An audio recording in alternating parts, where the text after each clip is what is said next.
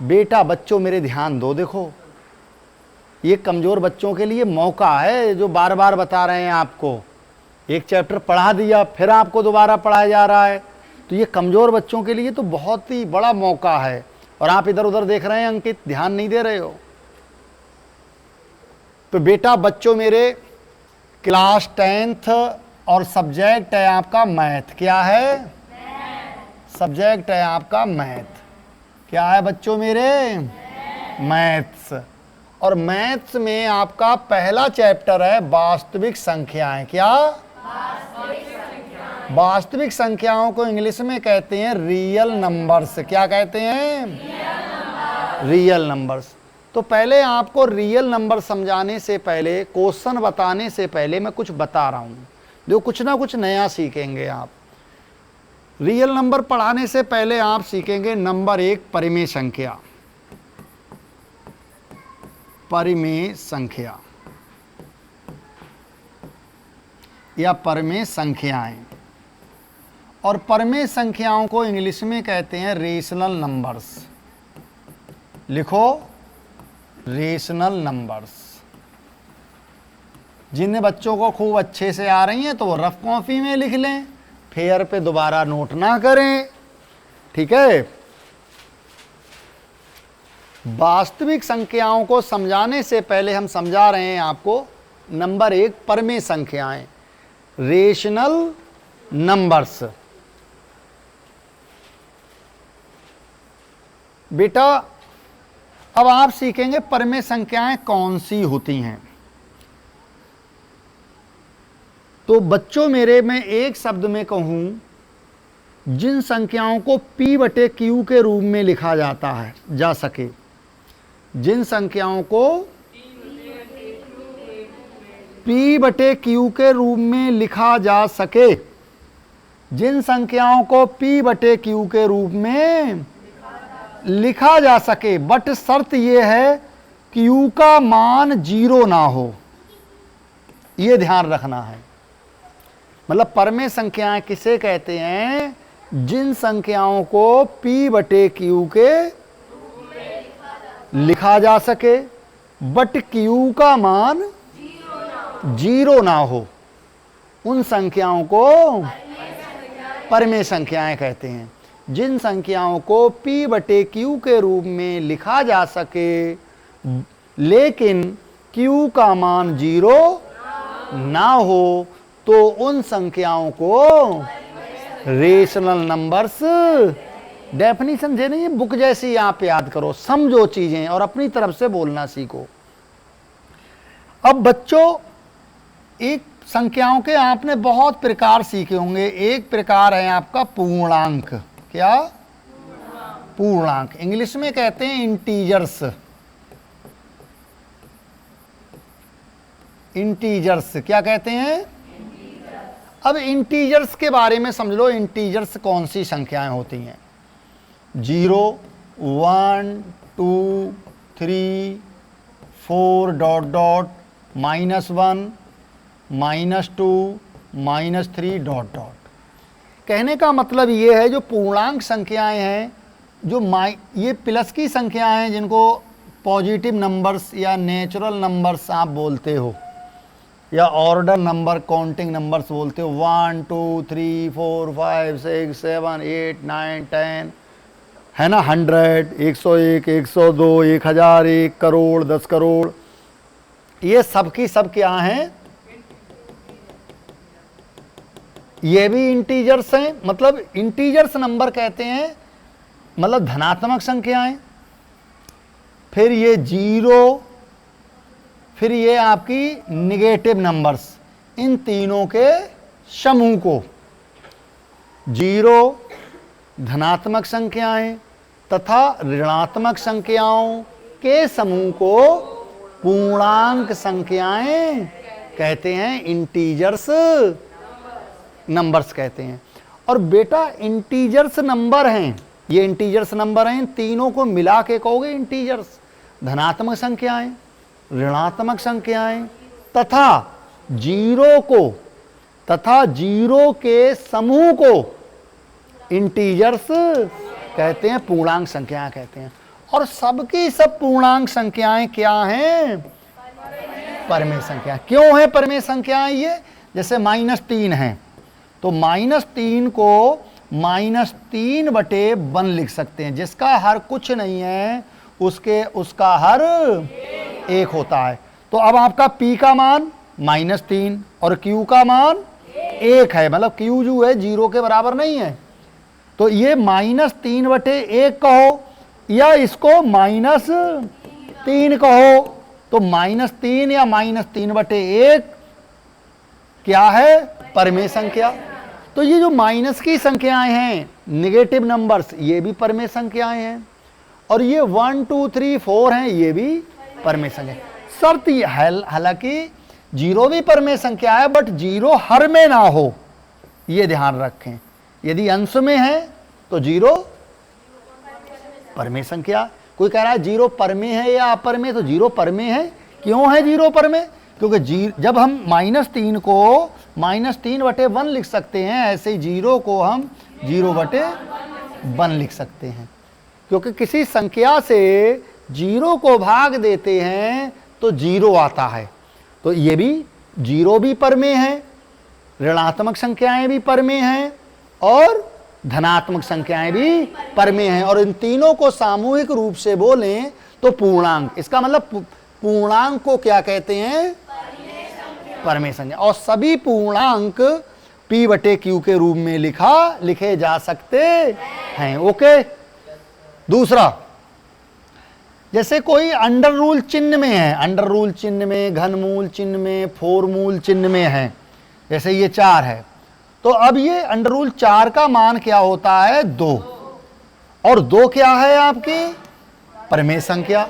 जब 2 परमेय संख्या है तो अंडर रूल 4 भी परमेय संख्या होगी।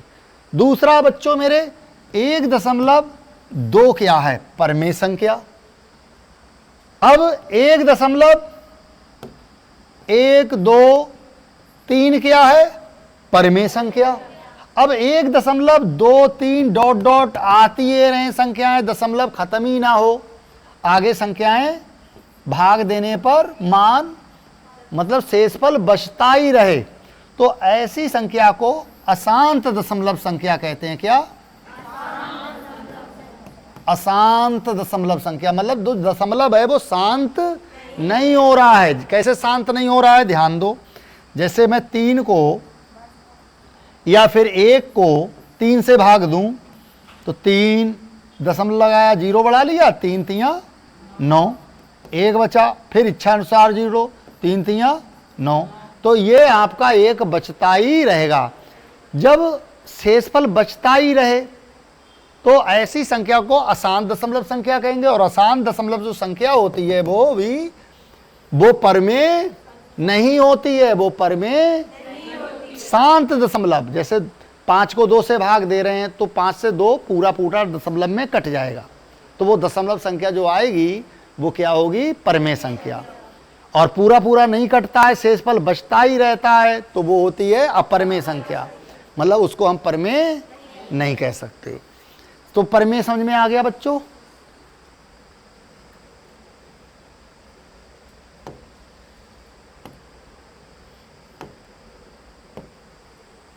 बेटा बच्चों मेरे, नंबर 2 डालेंगे, अपरमेय संख्या।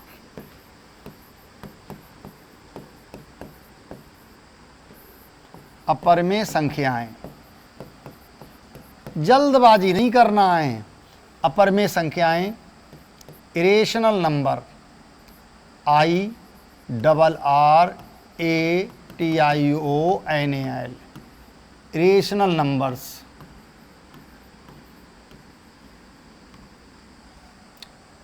अपरमेय संख्याएं इरेशनल नंबर्स।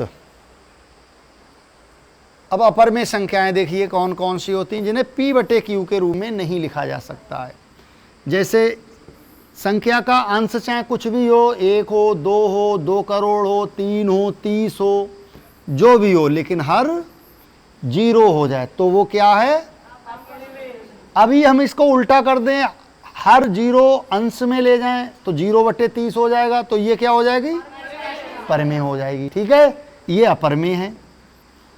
दूसरा, पाई जो पढ़ते हो आम मैथ में, पाई का मान जो 22/7 होता है वो पर में होता है, जबकि पाई अपर में होती है।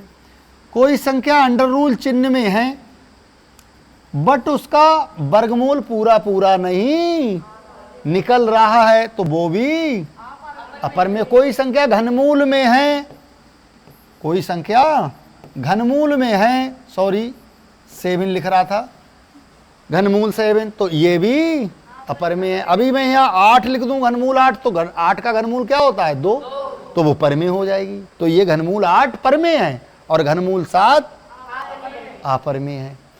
तीसरा, दशमलव में है लेकिन अशांत दशमलव में है, मतलब खत्म नहीं होता दशमलव, तो ये भी अपर में संख्या। तो अपर में संख्या भी समझ में आ गया। ठीक है, अगला पॉइंट आते हैं वास्तविक संख्या पे, जो चैप्टर है। अब लिखो वास्तविक संख्याएं।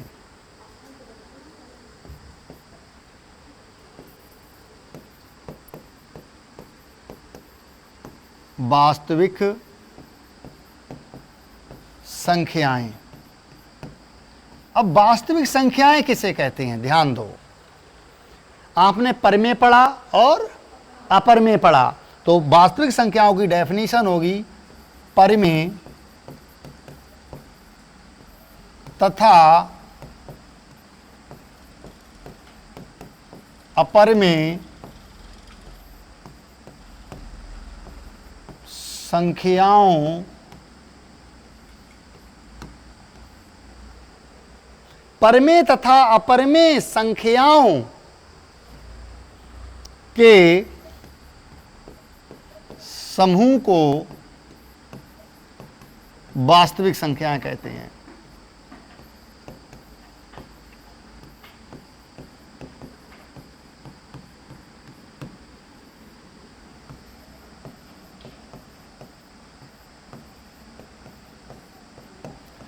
तो बेटा वास्तविक संख्याएं किसे कहते हैं, परमेय तथा अपरमेय संख्याओं के समूह को सम्मिलित रूप से वास्तविक संख्याएं कहते हैं। जैसे अभी हमने आपको परमेय सिखाई थी, तो परमेय ले लो 2 एक संख्याएं, जैसे 3 ले लिया आपने, ऊपर से 0/2 ले लिया आपने, मान लो परमेय है ना।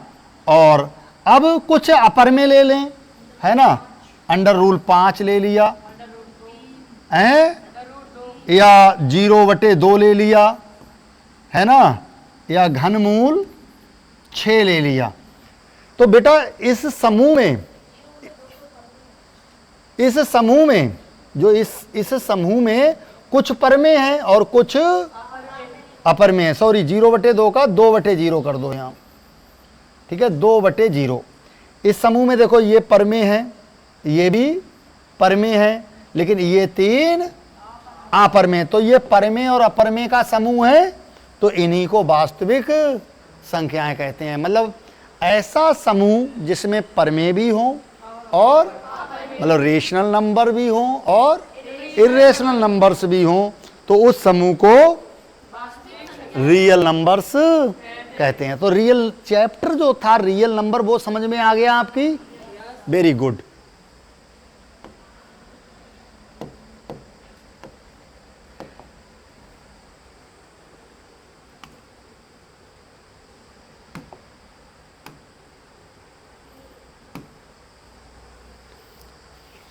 अब बच्चों मेरे पे प्रश्न पे आता हूं, सीधे सीधे टप प्रश्न पे आता हूं, और ये प्रश्न जरूर पूछा जाता है 4 अंक में या फिर 5 अंक में, जरूर आएगा। जो मैं प्रश्न अब आपको कराने जा रहा हूं 101%, ठीक है, डाउट है ही नहीं।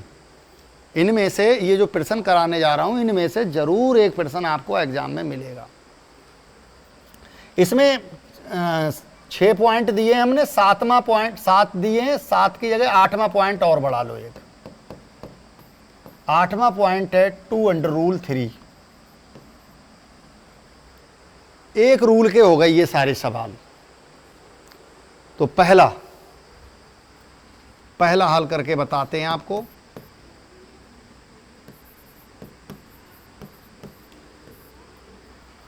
बेटा बच्चों मेरे ध्यान दोगे, कह रहा है सिद्ध कीजिए कि निम्नलिखित संख्याएं अपरमेय हैं।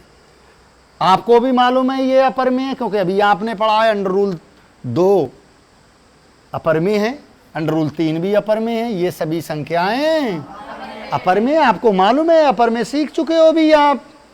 लेकिन वो कह रहा है सिद्ध कीजिए, सिद्ध करके बताओ अपरिमेय हैं तो क्यों हैं, कैसे हैं अपरिमेय, ये सिद्ध करके आपको दिखाना है। तो बेटा बच्चों मेरे, क्वेश्चन कैसे आएगा, ऐसे आएगा, सिद्ध कीजिए कि, और की के आगे आएगा √2। सिद्ध कीजिए कि √2 एक अपरिमेय संख्या है। जैसे यहाँ तो एक समूह के रूप में है, सिद्ध की, यहाँ पर क्या आएगा लिखा हुआ, ध्यान दो, यहाँ पर आएगा लिखा हुआ सिद्ध कीजिए कि √2 एक अपरिमेय संख्या है, अपरिमेय संख्या है, एक अपरिमेय संख्या है। कैसे आएगा प्रश्न, सिद्ध कीजिए कि √2 एक अपरिमेय संख्या है, या फिर ये आएगा सिद्ध कीजिए कि √2 की जगह √3 एक अपरिमेय संख्या है, या सिद्ध कीजिए कि √5 एक अपरिमेय संख्या है, या सिद्ध कीजिए कि √1/√2 एक अपरिमेय संख्या है, सिद्ध कीजिए कि 2/√3 एक अपरिमेय संख्या है। इस तरह से आपके पेपर में क्वेश्चन आएगा। ओके, अब देखो आएगा तो ये है क्या, √2 एक अपरिमेय संख्या है। हम क्या लिखेंगे, माना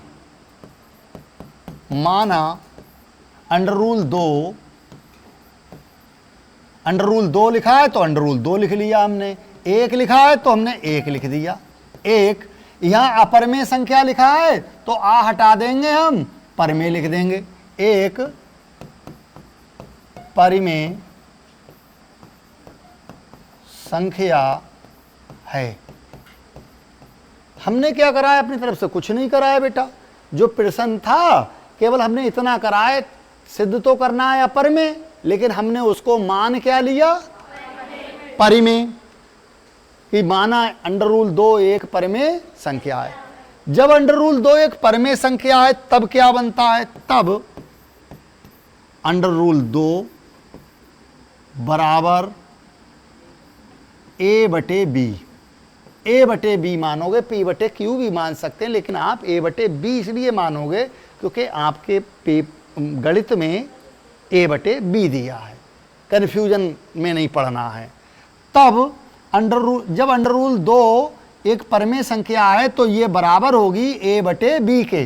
किसके बराबर होगी, क्योंकि परिमेय संख्या a/b के रूप में होती हैं भाई, p/q के रूप में होती हैं, ये कहिए, चाहे a/b के रूप में होती हैं, ये कहिए, का/खा के रूप में होती हैं, ये कहिए, भिन्न के रूप में होती हैं, ये कहिए, भिन्नी तो है ये। तब √2 बराबर होगी a/b। अब हम लिखेंगे ये a/b है क्या, जहां a तथा b सहे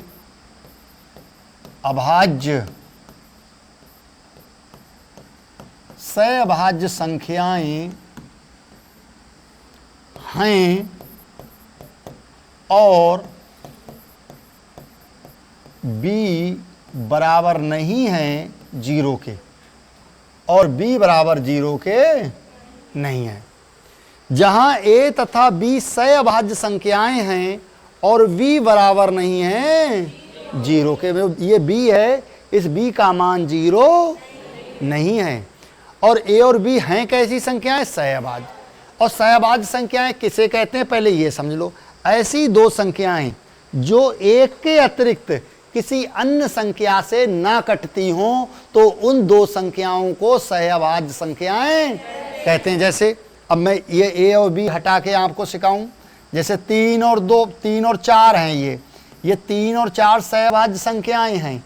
3 और 4 सहअभाज्य संख्याएं क्यों हैं, क्योंकि हम इसको a/b के रूप में लिखेंगे, चाहे 3/4 लिखें चाहे 4/3 लिखें, तो ये दोनों संख्याएं 3 और 4 एक के अलावा अन्य संख्या से नहीं कटेंगी। जैसे 2 से 4 कट रहा है लेकिन 2 से 3 नहीं कट रहा है, 3 से 3 कट रहा है 3 से 4 नहीं कट रहा है, 4 से 4 कट रहा है 4 से 3 नहीं कट रहा है।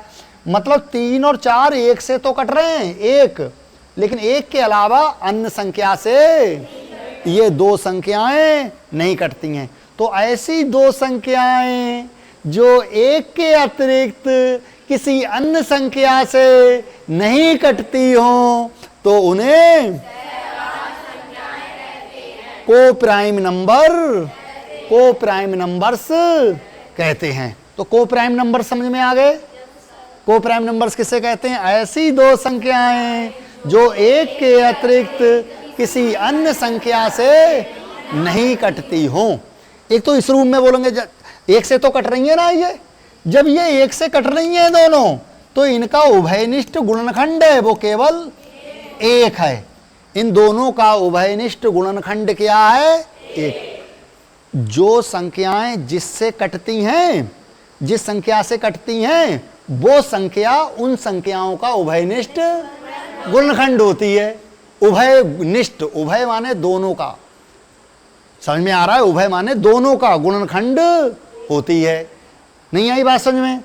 जैसे मान लो ये 4/8 है तो 2 से 4 भी कट रहा है और 2 से 8 भी कट रहा है। तो ये दो संख्या 4 और 8 का उभयनिष्ठ गुणनखंड है। यहाँ 3/4 का उभयनिष्ठ गुणनखंड केवल एक है, एक के अलावा कोई दूसरी संख्या नहीं है। तो ये बेटा ए और बी क्या है? सहअभाज्य संख्याएं हैं। मतलब ए और बी एक ऐसी संख्याएं हैं इनका उभयनिष्ठ गुणनखंड केवल एक होगा और एक के अलावा उभयनिष्ठ गुणनखंड नहीं होगा। क्यों नहीं होगा? क्योंकि इनको हमने सहअभाज्य संख्या माना है। ओके, नहीं आया बेटा समझ में? क्यों बच्चों मेरे, समझ में आया नहीं आया? आ गया? तो भैया निकलन मत दियो दिमाग से, हर बात पता होना चाहिए। सहअभाज्य संख्याएं क्यों कहा गया है इन्हें?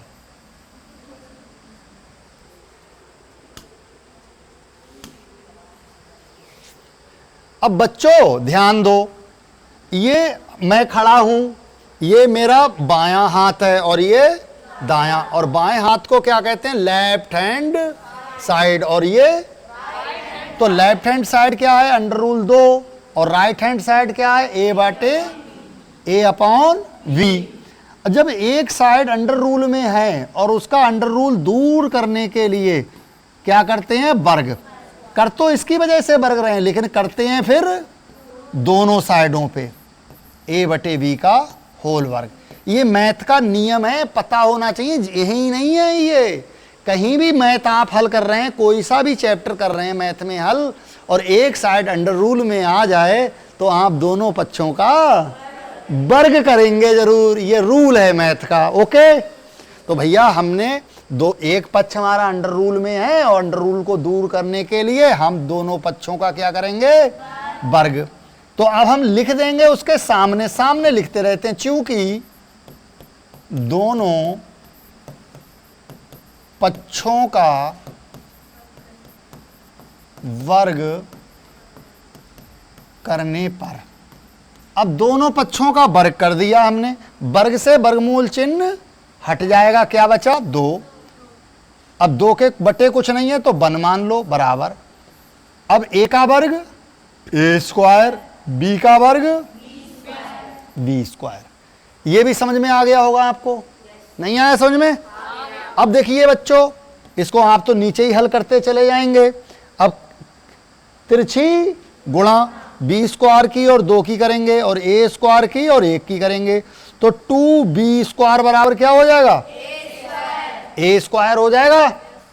अब A² हो जाएगा, फिर हम 2B² है और फिर B² बराबर करेंगे, या कर ही देते हैं 2B² बराबर A²। अब B² बराबर करेंगे बच्चों तो ये A²/2 आ जाएगा। समीकरण ये हो गई 1। लिखो, इतना लिख लिया आपने, साथ में लिखते भी रहो। अरे जितना प्रैक्टिस करोगे वो आपके ही फायदे में तो रहोगे आप। भाई बार बार इतना रट जाए कि हमें देखना ही नहीं पड़े जल्दी। भाई मैथ मैं पढ़ा रहा हूं, ये मेरी जिम्मेदारी है कि हाँ अक्टूबर तक मैं मैथ खत्म कर दूंगा। ये तो बेकार की बातें हैं, 3 महीने से मैथ ज्यादा नहीं लेता है। उसको सही से पढ़ाया जाए जब।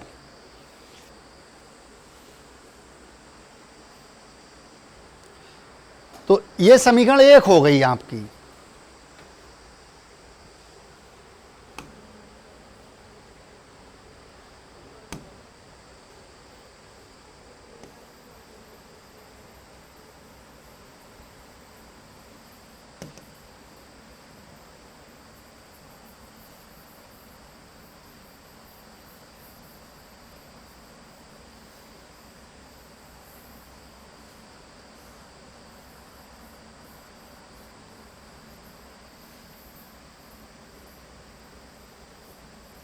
लिख लिया?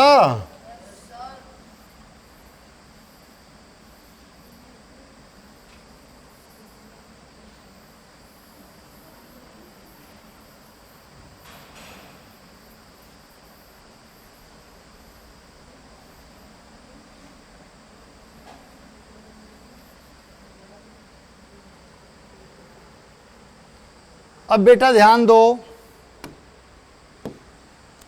ये समीकरण 1 हो गई, आप नीचे हल करते रहोगे।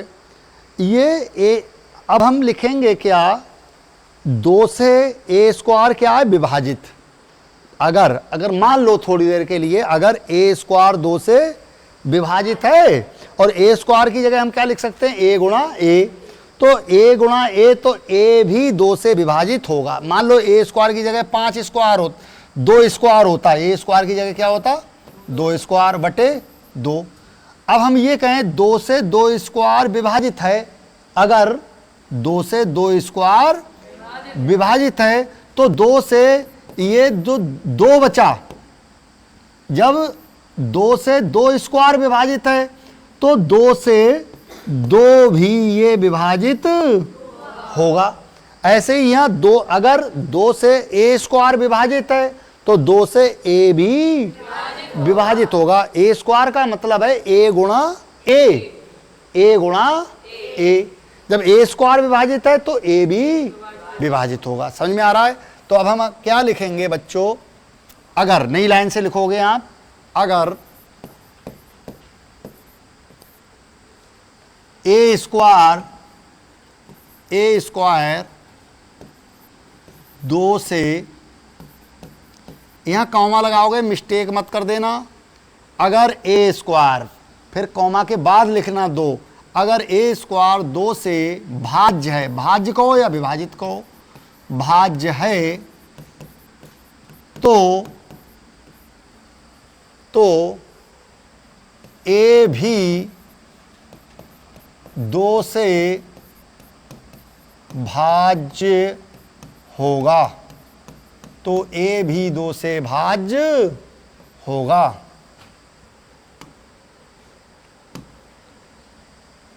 तो ए भी 2 से भाज्य होगा।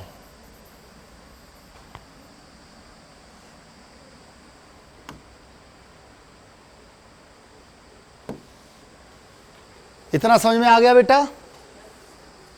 अब लिखिए पुनः माना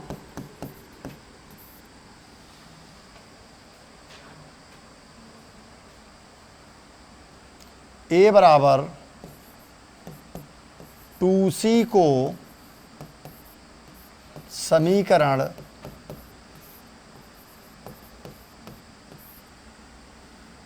एक में रखने पर, यहाँ थोड़ा याद भी रखना पड़ेगा आपको, रखने पर, जब तक प्रैक्टिस नहीं करेंगे तब तक ये सवाल नहीं आएंगे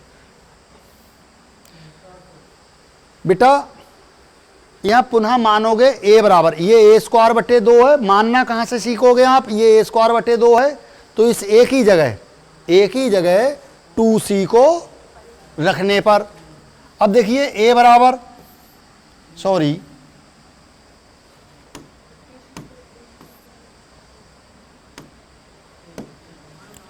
बेटा बच्चों, पुनः माना ए बराबर 2c को समीकरण 1 में रखने पर, तो समीकरण 1 है ये, और समीकरण 1 क्या है, बी स्क्वायर बराबर ए स्क्वायर बटे 2 है, तो ए स्क्वायर की जगह क्या रखोगे, 2c, तो 2c का होल स्क्वायर हो जाएगा, स्क्वायर है तो, बटे 2। अब यहां चूंकि में दिखा दो, चूंकि सी है क्या, चूंकि सी एक पूर्णांक है। पूर्णांक का मतलब है इंटीजर्स है, और इंटीजर्स अभी मैंने सिखाए हैं आपको भाई, 0 है, 1 2 3 है, मतलब तीनों का समूह। चूंकि सी एक पूर्णांक है।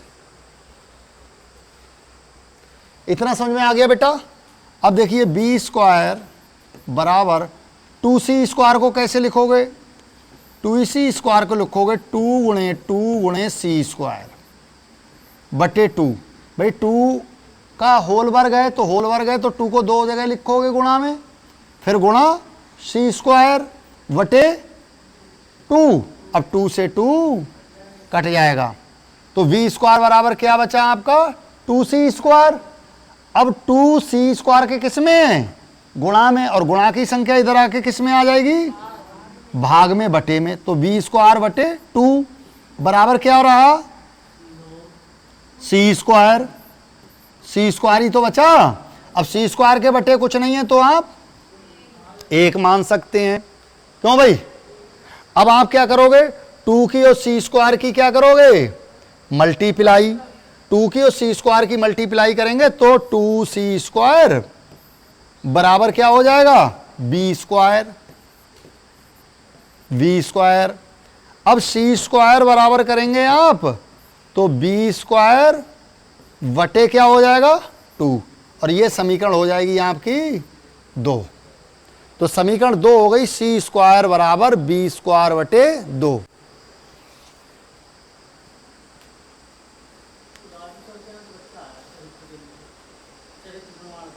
बना दो। अच्छा चलो बना दो भी, काफी टाइम लगेगा इसमें।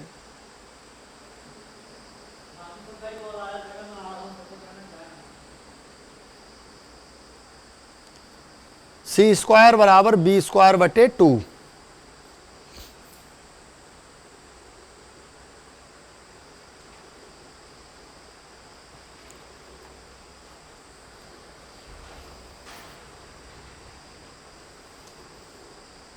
लिख लिया बेटा। जिस प्रकार समीकरण 1 बनी थी b² बराबर a² बटे 2, तो आपने समीकरण 1 का ये कुछ लिखा था, ये लिखा था ना सेंटेंस, ये सेंटेंस यहां से यहां तक यही तो लिखा था। अब समीकरण सेकंड बनी है आपकी c² बराबर b² बटे 2, तो यहां भी वही लिखना है आपको जो आपने समीकरण 1 के लिए लिखा था। लिखो, अगर, फिर से लिखो नई लाइन से, अगर a² की जगह क्या लिखोगे, b²। आपने समीकरण 1 में क्या लिखा था, अगर a² 2 से भाज्य है तो a भी 2 से भाज्य होगा, और यहां भी आप यही लिखेंगे, अगर b² 2 से भाज्य है तो b भी 2 से भाज्य होगा। नहीं आया समझ में, सेम सेंटेंस आता है, अगर b² 2 से भाज्य है तो b भी 2 से भाज्य होगा। नहीं आया समझ में, इतना समझ में आ गया बेटा। अब देखिए बेटा, a² भी 2 से भाज्य है और b² भी 2 से भाज्य है, और आपने ये भी लिखा है a भी 2 से भाज्य होगा और b भी, मतलब a संख्या भी 2 से भाज्य हो रही है, भाज्य माने कट रही है, और b भी 2 से कट रही है।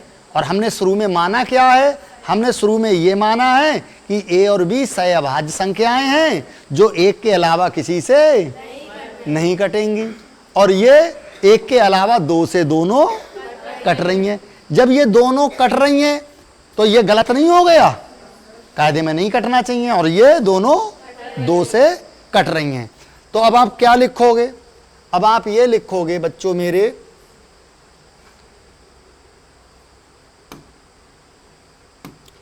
इतना समझ में आ गया आपकी।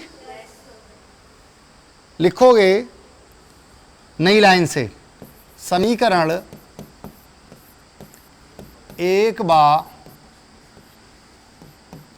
दो से स्पष्ट है कि, समीकरण 1/2 से स्पष्ट है कि सहअभाज्य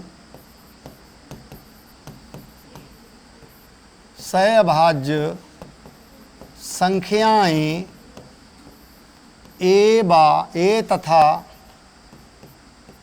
बी का एक के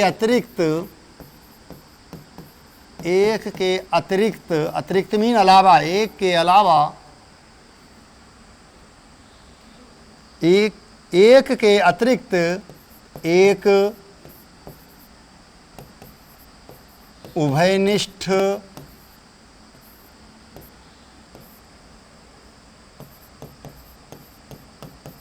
गुणनखंड,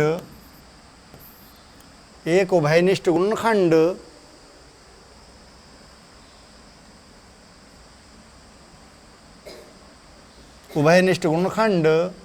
दो भी है,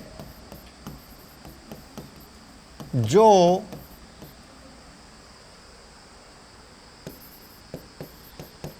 हमारी गलत कल्पना के कारण है,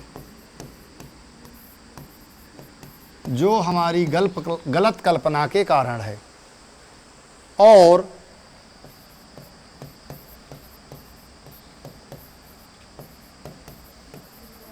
विरोधाभास उत्पन्न करता है।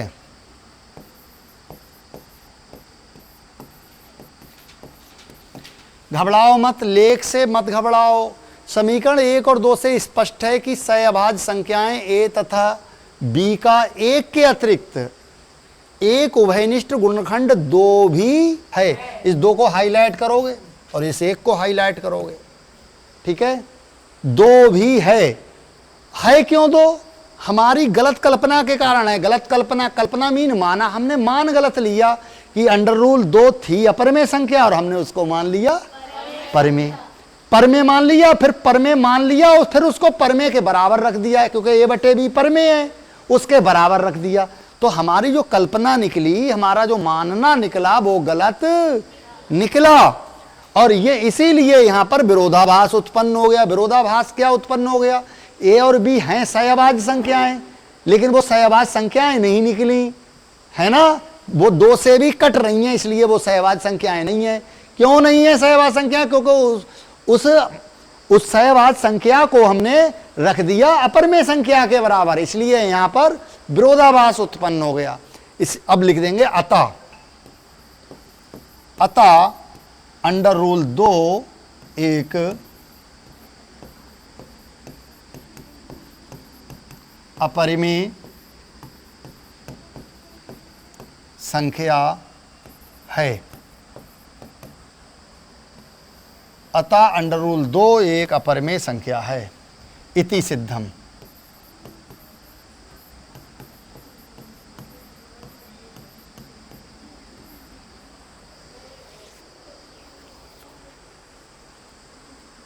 अतः √2 एक अपरिमेय संख्या है। इति सिद्धम, समझ में आ गया? इति सिद्धम, यही सिद्ध करना था। नहीं आया समझ में? पता नहीं परेशान से हो रहे हो तुम बच्चों, क्यों? या हो सकता है ज़्यादा पढ़ा रहे हैं, क्यों भाई? अब देखिए 1/2 सिद्ध करेंगे कि 1/√2 परमेय है या अपरमेय है। कैसे करेंगे? ध्यान दो इसको। ये देखिए √2, √3, √5, √7, √11, √13 सेम होंगी।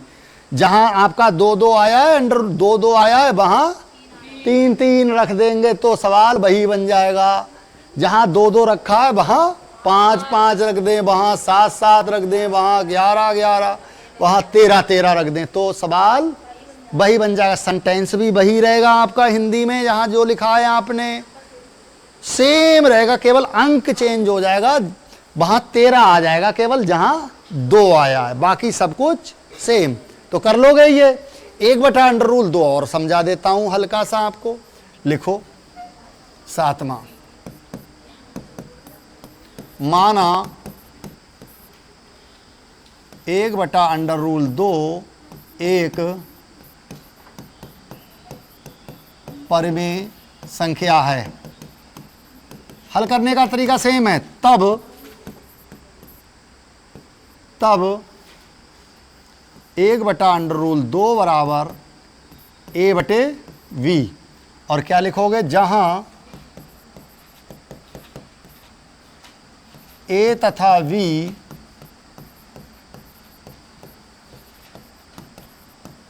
सहअभाज्य संख्याएं हैं और b बराबर नहीं है 0 के। लिखना वही है। अब बेटा बच्चों मेरे, अब दोनों पक्षों का क्या करोगे, वर्ग। क्यों करोगे वर्ग, ये कोई जरूरी थोड़ी है परिमेय संख्या के, परिमेय संख्या सिद्ध कर रहे हैं उस रूल से याद रखेंगे। मैथ में कहीं भी आए इस तरह का, इस तरह की समीकरण कहीं भी बने, 1/√2 बराबर a/v, तो आपको दोनों पक्षों का वर्ग करना ही करना है। यही चीजें तो समझनी चाहिए आपको, ठीक है। a/v का होल वर्ग। अब वर्ग 1 का वर्ग 1 होगा, वर्ग से वर्गमूल चिन्ह हट जाएगा 2 बराबर a²/v² हो जाएगा। कैंची गुणा करेंगे b² एकम v² बराबर, सॉरी या आप ऐसे कर लो पहले 2a² बराबर v², फिर a² बराबर b²/2, समीकरण 1। फिर आप सेंटेंस वही लिखेंगे, अगर a² वो b² 2 से भाज्य है तो b भी 2 से भाज्य होगी। फिर लिखेंगे पुनः b बराबर 2c को समीकरण 1 में रखने पर, मतलब बिल्कुल ज्यों का त्यों आप हल करते चले जाएं। कर लेंगे आगे मैं बताऊं, फिर अतः करके वही विरोधाभास उत्पन्न करता, ये सब कुछ वही रहेगा आपका, ठीक है। अच्छा, एक सवाल और था आपका, हाँ, तो उसको भी एक सवाल और था इसी जैसा, 8वां 2√3, तो इसको भी लिखेंगे। माना, भैया बात नहीं हो, माना 2√3 एक परिमेय संख्या है, परिमेय संख्या है। माना 2√3 एक परिमेय संख्या है। अब ध्यान दो बेटा बच्चों मेरे, तब 2√3 बराबर क्या, a/v, a/b। अब आप वही लिखोगे सेंटेंस, ठीक है भाई। अब क्या करोगे आप, दोनों पक्षों का वर्ग करने पर, तो 2√3 का होल वर्ग बराबर a/v का होल वर्ग, तो 2 का वर्ग कितना होगा 4, और वर्ग से वर्गमूल चिन्ह हट जाएगा तो 3 बचा, तो 4 की और 3 की क्या हो जाएगी मल्टीप्लाई 12 बराबर a²/v²/1। a² बराबर b² की 12 ही गुणा 12 b² बराबर a²। अब क्या करोगे आप, b² बराबर a²/12, समीकरण ये 1 हो गई। फिर वही सेंटेंस लिखोगे, अगर a² 12 से भाज्य है तो a भी 12 से भाज्य होगा। पुनः a बराबर, यहाँ a बराबर 12c, 12c, यहाँ 2 था तो 2c, 12 आ रहा है तो 12c, 5 आ रहा है तो 5c, 7 आ रहा है तो 7c रखने पर, ओके, 12c रखने पर रख दोगे और कर लोगे आगे का पार्ट, ओके, सेम होगा। तो ये आपका क्वेश्चन क्लियर हो गया। अब बेटा अगला रूल, थक रहे हो क्या? मैं नहीं थक रहा हूं तो आप क्यों थक रहे हो भैया? हाँ, अब अगला रूल देखिए बच्चों मेरे, एक रूल के आपके सिद्ध करने वाले सवाल हल हो गए। अब सरल हैं, परेशान मत हो। लिखो, पहला लिखना भैया, माना 3 + 2√5 एक परिमेय संख्या है, तब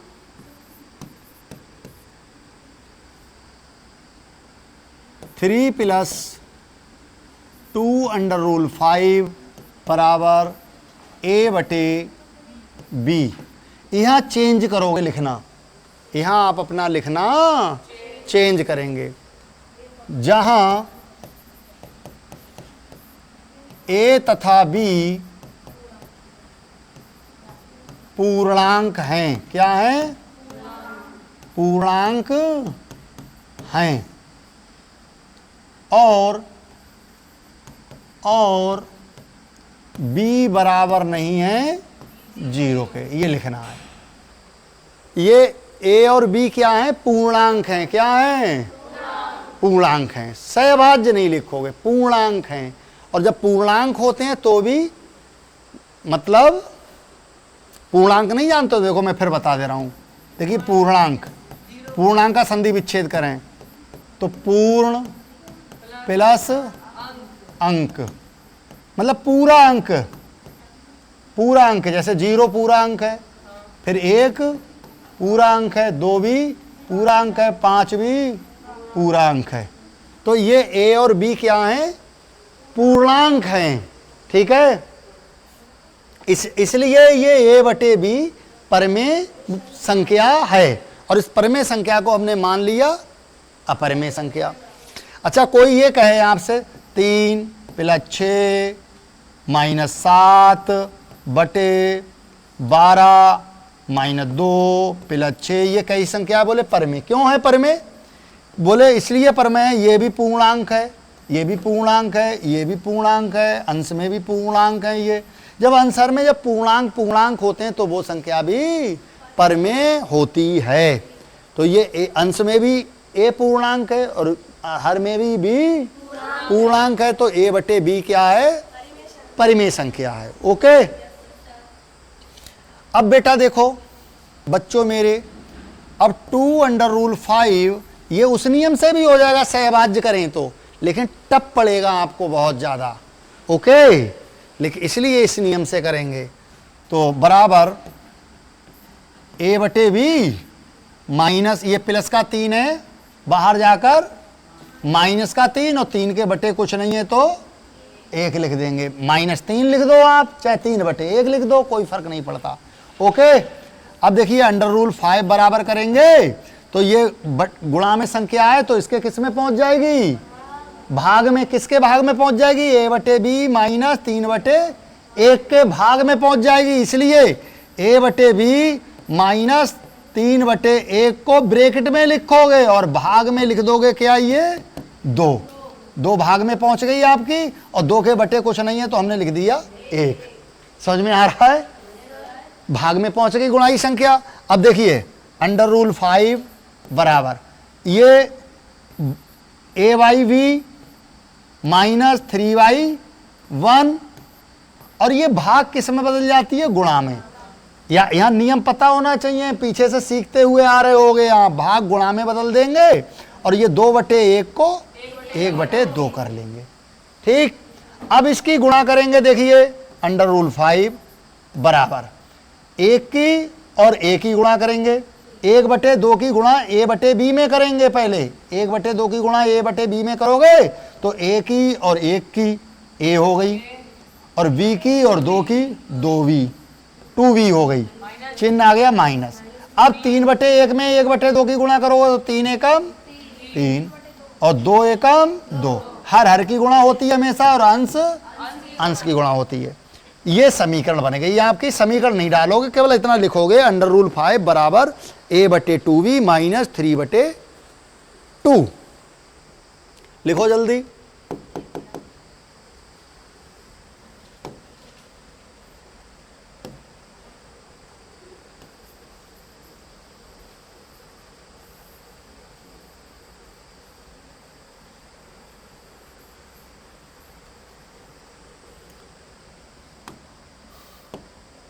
अब बेटा इतना समझ में आ गया। अब देखिए इसकी जो लेफ्ट हैंड साइड है वो अंडर रूल 5 है, और अंडर रूल 5 कैसी संख्या है? एक अपरमेय संख्या है। कैसी संख्या है? अपरमेय संख्या है। अब लिखेंगे यहां लेफ्ट हैंड साइड बराबर अंडर रूल 5 है, जो कि एक अपरिमेय संख्या है। अपरिमेय संख्या है, जबकि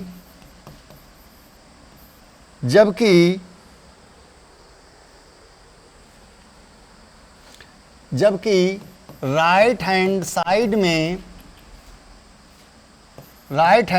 में ए, ये ए है, बी, ये बी है नीचे, सी, ए बी सी नहीं है सॉरी, ए बी 2 तथा 3 पूर्णांक हैं।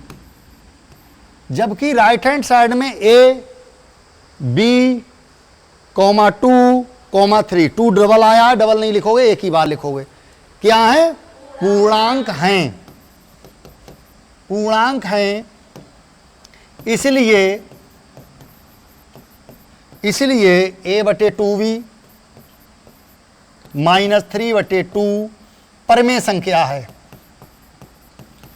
जब किसी संख्या के अंश और हर पूर्णांक होते हैं तो वो संख्या परमेय। भाई ए और बी को हमने पूर्णांक माना है यहाँ, और 2 और 3 हमें वैसे ही दिख रहे हैं। हाँ, ये पूर्णांक हैं। पूर्णांक माने पूर्ण अंक हैं, पूर्ण अंक हैं। अंक माने अंगणित के अंक हैं, ये पूरे हैं, आधे पर्दे नहीं हैं। ओके, परमेय संख्या है। अब बच्चों हमने यहां क्या लिखा है? यहां लेफ्ट हैंड साइड में ये अपरमेय है, राइट हैंड साइड में ये परमेय, और परमेय और अपरमेय कभी बराबर नहीं होती हैं। और यहां पर क्या आई हैं? ये बराबर। क्यों आई हैं बराबर? क्योंकि हमने ये जो हमारी कल्पना गलत निकली कि ये है अपरमेय और हमने इसको मान लिया परमेय। है ये अपरमेय और हमने मान लिया इसको परमेय के बराबर। ये परमेय है, हमारी कल्पना गलत निकली इसलिए। अब लिखेंगे चूंकि अपरमेय, परमेय लिख लो, कोई फर्क नहीं है। परमेय, चूंकि अपरमेय लिखो, ज्यादा सही रहेगा। अपरमेय, पहले अपरमेय संख्या है ना लेफ्ट हैंड साइड में। चूंकि अपरमेय संख्या बराबर नहीं होती है परमेय संख्या के। चूंकि अपरमेय संख्या बराबर नहीं होती है परमेय संख्या के। जब बराबर नहीं होती है, फिर बराबर हैं, फिर भी ये बराबर हैं। और बराबर क्यों है? हमारी गलत कल्पना के कारण। लिख लिया इतना? अब लिखेंगे आप नई लाइन से, दोनों पक्ष, मतलब दोनों पक्ष का मतलब लेफ्ट हैंड साइड और राइट हैंड साइड, दोनों पक्ष हमारी गलत कल्पना के कारण बराबर हैं। और जो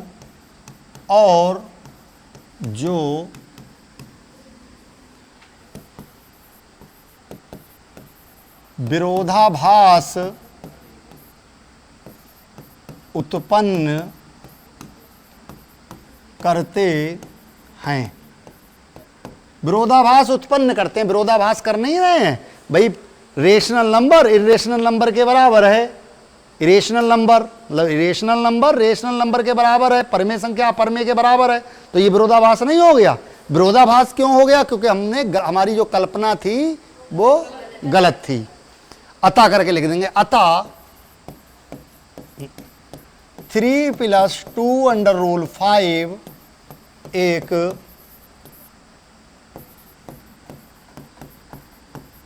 अपरमेय संख्या है। इसको क्लोज कर दोगे, इति सिद्धम। इति सिद्धम का मतलब है यही सिद्ध करना था। समझ में आ गया बेटा? 2 मिनट का एक सवाल और रह गया, केवल 2 मिनट।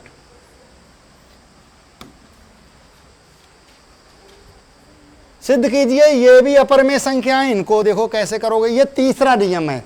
तो पहला नियम समझ में आया सिद्ध करने का, दूसरा नियम समझ में आया, तीसरा नियम में इसलिए, हालांकि ये आपके कोर्स में नहीं है फिर भी बता दे रहा हूं, बाई चांस पूछ ले, कुछ मैथों में दिया है ये। नंबर 1, माना √2 + √3 एक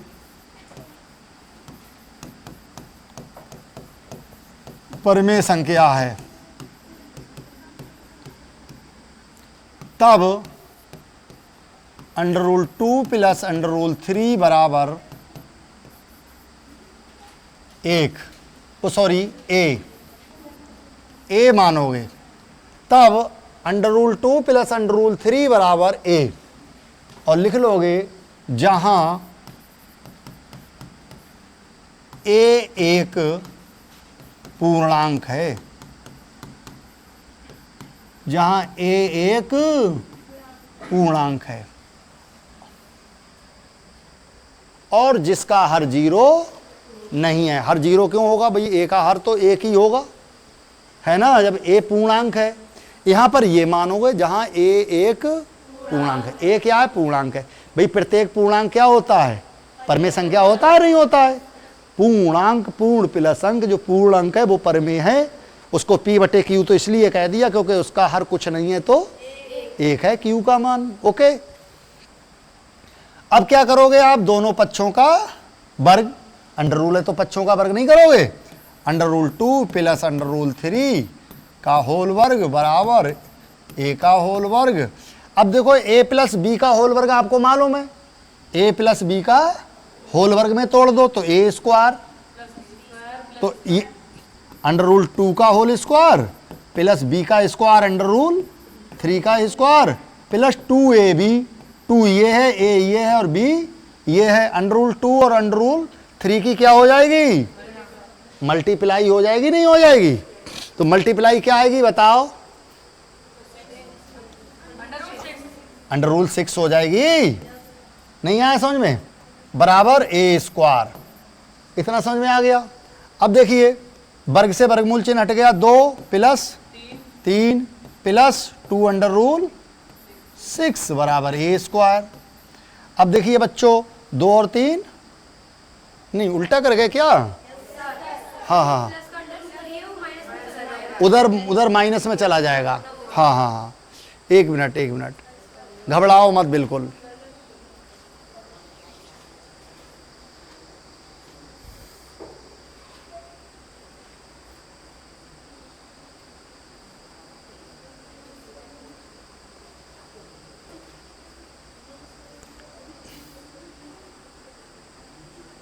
घबराओ मत, ऐसे ही करेंगे हम इसे, है ना। अब लिख गया तो लिख गया। 2 √6 बराबर ये प्लस का 2 और प्लस का 3, 5 हो गया। प्लस का 5 बाहर जाकर माइनस का 5। मत घबराओ, कैसे भी करो, चाहे इधर से कान पकड़ो चाहे इधर से पकड़ कान रहे हो आप, ठीक है। ये नहीं हमने वैसा बता दिया एक बार तो वैसा ही करोगे, ठीक है। √6 बराबर ये गुणा में है तो ये इसके किस्म पहुंच जाएगा बटे में, a² - 5/2। समझ में आ रहा है? अब हम लिख देंगे यहाँ लेफ्ट हैंड साइड बराबर लिख ही देते हैं। यहाँ लेफ्ट हैंड साइड बराबर √6 है, जो एक अपरिमेय संख्या है। जबकि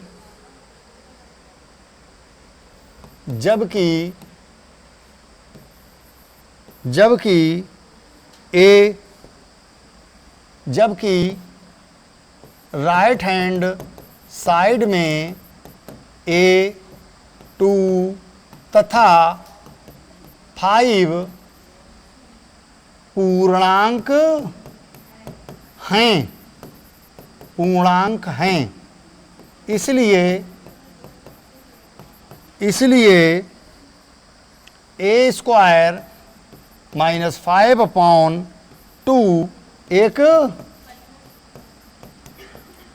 परिमेय संख्या है। इस तरह से कर लो, कोई फर्क नहीं पड़ता भाई, ये अपरिमेय है और ये परिमेय है। तो अब आप लिख दोगे परिमेय और अपरिमेय दोनों एक दूसरे के बराबर नहीं हो सकती, चूंकि अंडर रूल चूंकि में क्या लिखोगे बताओ? चूंकि अपरिमेय संख्या बराबर नहीं होती है परिमेय संख्या के। ठीक है, अब लिखोगे नई लाइन से, दोनों पक्ष हमारी गलत कल्पना के कारण बराबर हैं, जो विरोधाभास उत्पन्न करते हैं। अतः करके फिर से लिख दोगे, अतः √2 + √6 एक अपरिमेय संख्या इति सिद्धम। चाहे इसे नियम से कर दो, इससे पहले जो नियम बताया था वो ज्यादा सरल था, है ना, वो थोड़ा शॉर्ट था। तो क्या हो गया, जो याद आ रहा है उस तरह से कर दो आप। तो आज इतना ही बेटा, ठीक है, कल खत्म कर दूंगा इस चैप्टर को, अब बार बार रिवाइज नहीं कराऊंगा।